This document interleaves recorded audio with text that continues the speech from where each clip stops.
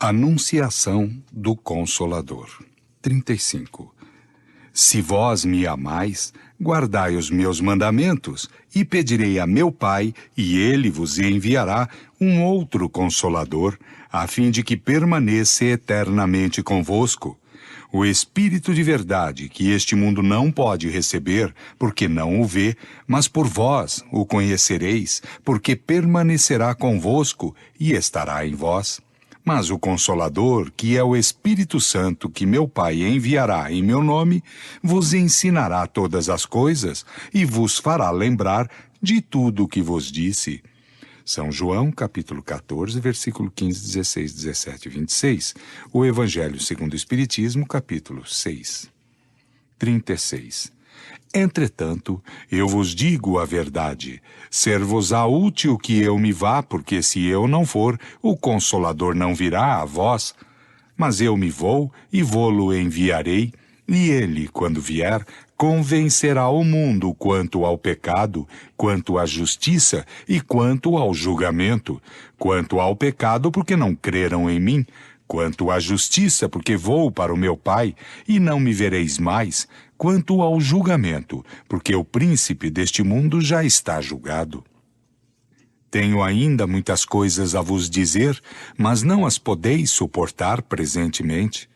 Quando esse Espírito de verdade vier, vos ensinará toda a verdade, porque não falará de si mesmo, mas dirá tudo o que ouviu e vos anunciará as coisas vindouras. Ele me glorificará, porque receberá do que é meu, e vô-lo anunciará. São João, capítulo 16, versículos 7 a 14. 37. Esta predição, sem contradita, é uma das mais importantes do ponto de vista religioso, porque constata da maneira menos equivocada que Jesus não disse tudo o que tinha a dizer, porque não seria compreendido, mesmo pelos seus apóstolos, uma vez que era a eles que se dirigia. Se lhes tivesse dado instruções secretas, delas faria menção no Evangelho. Desde que não disse tudo aos seus apóstolos, os seus sucessores não poderiam saber mais do que eles. Portanto, puderam se equivocar sobre o sentido de suas palavras, dar uma falsa interpretação aos seus pensamentos, frequentemente velados sob a forma de parábolas. As religiões fundadas sobre o Evangelho não podem, pois, se dizer na posse de toda a verdade, uma vez que ele reservou para si completar ulteriormente as suas instruções. Seu princípio de imutabilidade é um desmentido dado às próprias palavras de Jesus. Anuncia ele, sob o nome de Consolador e de Espírito da Verdade, aquele que deve ensinar todas as coisas e fazer lembrar o que disse. Portanto, o seu ensino não estava completo. Além do mais, prevê que se esquecerá o que ele disse e que se o será desnaturado, uma vez que o Espírito de Verdade deve fazer lembrar e, de acordo com Elias, restabelecer todas as coisas. Quer dizer, segundo o verdadeiro pensamento de Jesus. 38. Quando deverá vir esse novo revelador?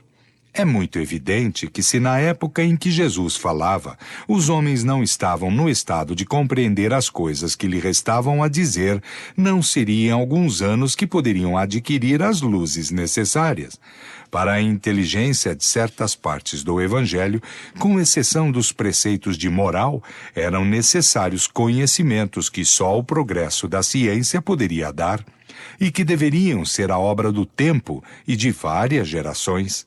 Se, pois, o novo Messias tivesse vindo pouco tempo depois do Cristo, teria encontrado o terreno também pouco propício, e não faria mais do que ele. Ora, desde o Cristo até os nossos dias, não se produziu nenhuma grande revelação que haja completado o Evangelho e que haja elucidado as suas partes obscuras, indício certo de que o enviado ainda não aparecera. 39. Qual deve ser esse enviado?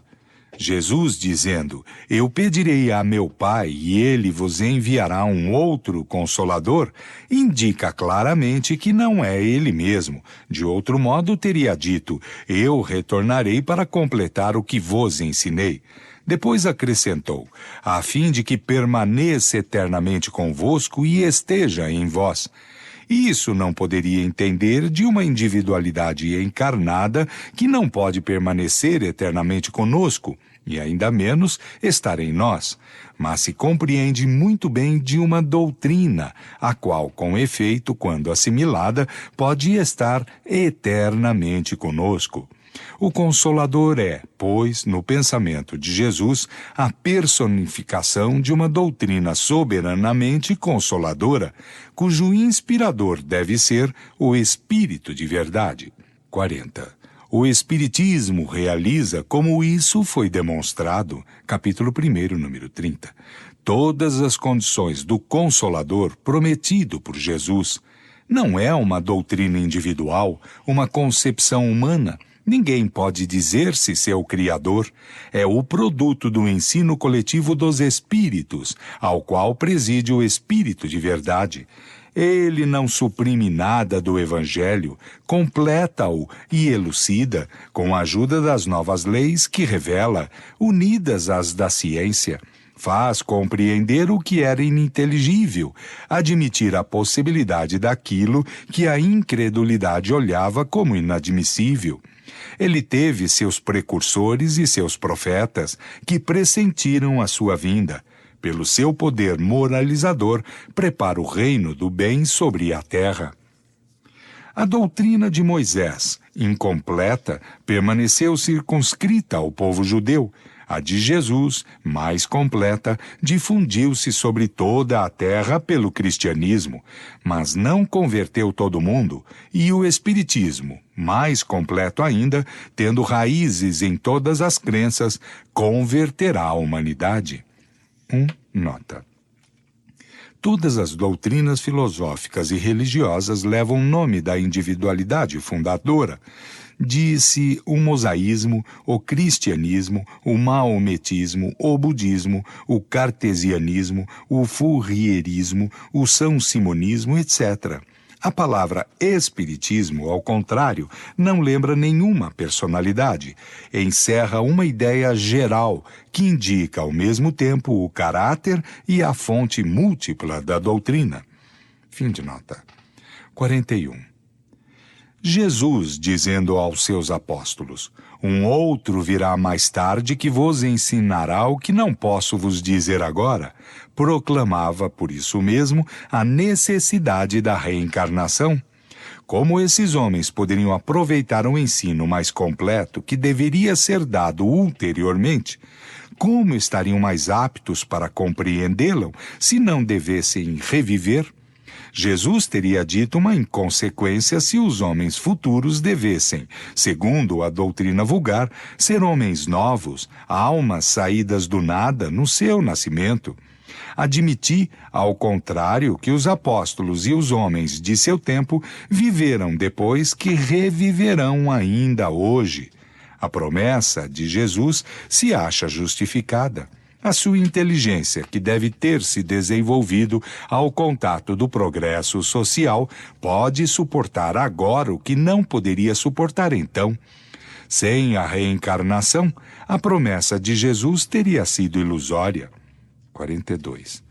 Se se dissesse que essa promessa realizou-se no dia do Pentecostes, pela descida do Santo Espírito, responder-se-ia que o Espírito Santo os inspirou, que pôde abrir a sua inteligência, desenvolver neles as aptidões medianímicas que deveriam facilitar a sua missão, mas que nada lhes ensinou a mais do que Jesus havia ensinado, porque não se encontra nenhum traço de ensino especial. O Espírito Santo, pois, não realizou o que Jesus anunciara do Consolador. De outro modo, os apóstolos teriam elucidado desde quando vivos tudo o que permaneceu obscuro no Evangelho até este dia, e cuja interpretação contraditória deu lugar às inumeráveis seitas que dividiram o cristianismo desde os primeiros séculos.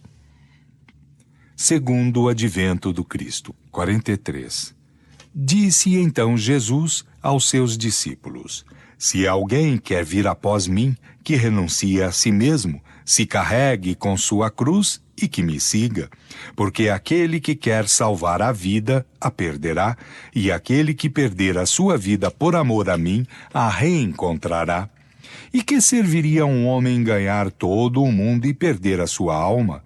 Ou por qual troca o homem poderia resgatar a sua alma depois que a tivesse perdido? Porque o Filho do Homem deve vir na glória de seu Pai com os seus anjos, e então dará a cada um segundo as suas obras. Eu vos digo, em verdade, há alguns daqueles que estão aqui que não experimentarão a morte se não tiverem visto o Filho do Homem vir em seu reino. São Mateus, capítulo 16, versículos de 24 a 28. 44. Então, o grande sacerdote, se levantando no meio da assembleia, interrogou Jesus e disse-lhe: Nada me respondeis quanto ao que estes depõem contra vós? Mas Jesus permaneceu no silêncio e nada respondeu. O grande sacerdote interrogou-o ainda e lhe disse: Sois o Cristo, o Filho de Deus, bendito para sempre? Jesus lhe respondeu: Eu o sou, e vereis um dia o Filho do Homem sentado à direita da majestade de Deus e vindo sobre as nuvens do céu. Logo o grande sacerdote, rasgando as suas vestes, disse-lhe: Para que temos mais necessidade de testemunhos? São Marcos, capítulo 14, versículo de 60 a 63. 45. Jesus anuncia o seu segundo advento, mas não disse que retornará sobre a terra com um corpo carnal, nem que o Consolador será personificado nele. Apresenta-se como devendo vir em espírito, na glória de seu Pai, julgar o mérito e o demérito, e dar a cada um segundo as suas obras, quando os tempos forem cumpridos.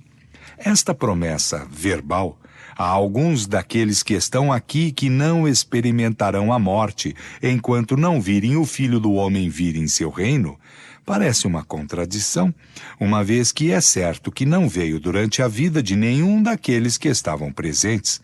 Jesus, entretanto, não poderia se enganar numa previsão dessa natureza, e, sobretudo, por uma coisa contemporânea que lhe concernia pessoalmente. Seria necessário primeiro perguntar se essas palavras foram sempre bem fielmente expressadas.